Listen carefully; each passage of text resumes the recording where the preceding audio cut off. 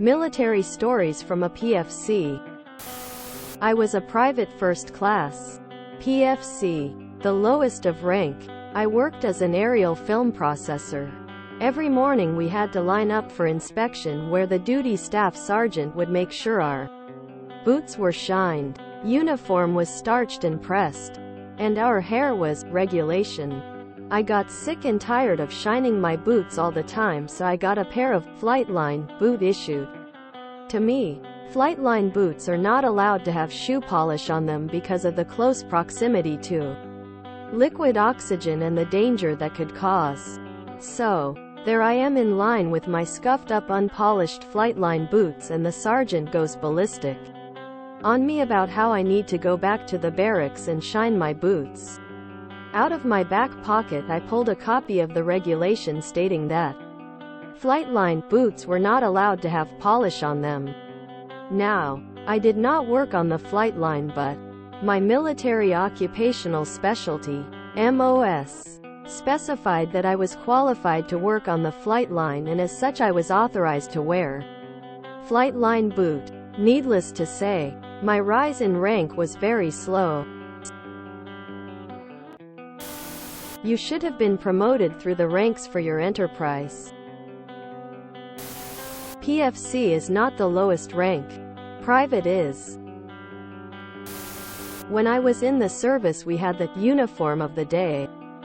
It was posted on the bulletin board in the orderly room, and rarely changed. In basic and tech school the uniform of the day was always very explicit. Uniform, footwear, headgear, outer garments, if any, etc. If the uniform of the day specified combat boots, and we showed up wearing chukka boots, then we got chewed out. Do it more than a few times and you got a letter of counseling. Collect a few of those and you got a letter of reprimand. Collect enough of those and you got a general discharge. Once we got to a permanent duty station, then there were usually options. For example, footwear could be combat boots, chukka boots, or steel-toe service boots.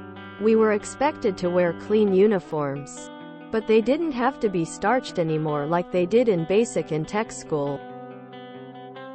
I did work on the Flightline, and we had no such rule about not having polish on our boots. I'm a little confused why they made that rule for you. Yes, the solvents in shoe polish are flammable, but they are completely evaporated when the polish dries. The polish on the boots wasn't flammable. In fact, we used butane lighters to melt the polish on the boot when we wanted a spit shine. We weren't expected to keep our boots spit shined, but we were at least expected to keep the leather black. We didn't get stand-up inspections on the Flightline, but if an NCO saw your boots looked ragged he might tell you to put some polish on them. Now, I did not work on the Flightline, but my military occupational specialty, MOS, specified that I was qualified to work on the Flightline, and as such I was authorized to wear Flightline boot. I can see the sergeant doing his own malicious compliance and assigning you the absolute worst duty. Your specialty has that requires the use of those boots. I had the same, though in a concession to the RSM. I did make sure my Flightline boots were presentable on that weekly parade, by the simple expedient of taking them the day before, at around 10 minutes before close of day, and wipe them down. Then give them a coat of the ever-present matte black spray paint. Clean and dull, but all even black. And the matte paint does not mark aircraft surfaces. RSM did not realize the consequences of telling us apprentices to go and read every STI from 1970 till present, as his form of punishment for imagined slights. And because we did not qualify for the Wednesday sports pass yet, we read them as a group, and did a little discussion about them, and followed a good deal to the letter as well. Funny thing is, at that base we did not deal with locks at all, and not even high-pressure oxygen in aircraft either. That was limited to the GSU shop across the hardstand. Who used it to get bolts loose from the ground support equipment? As no bolt is tight if it is a liquid. Shows initiative and outside-the-box tactical thinking. Checkbox with check promote ahead of peers.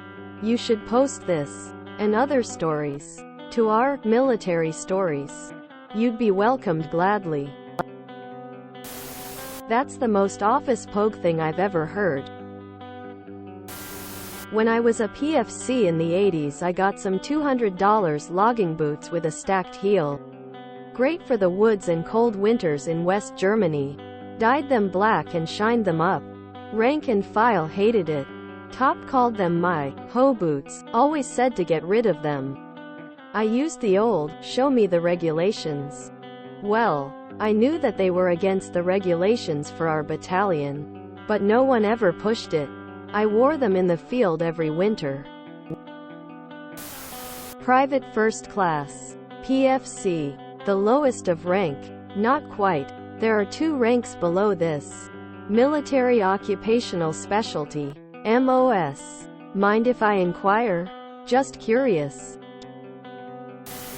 I'm guessing you didn't make a career of the military. Wow, that sounds like a frustrating situation. It's interesting how even the smallest details can affect promotions in the military. Definite management material, wouldn't you say, Bob? Officers expect, yes sir, 3 bags full. Ho, you were blacklisted as a troublemaker. Got caught smoking in 8. Punishment was to make a whole battalion out of butts. Heard other people had the same punishment, so after mine was perfect and inspected, I used tape to pick it all up and preserve it. Sold the same battalion of butts 5 times over at $25 each. Easy money as AE too. Look, man. I'm a crayon eater and even I know that it's Sergeant. Fun fact. PFC is not the lowest rank.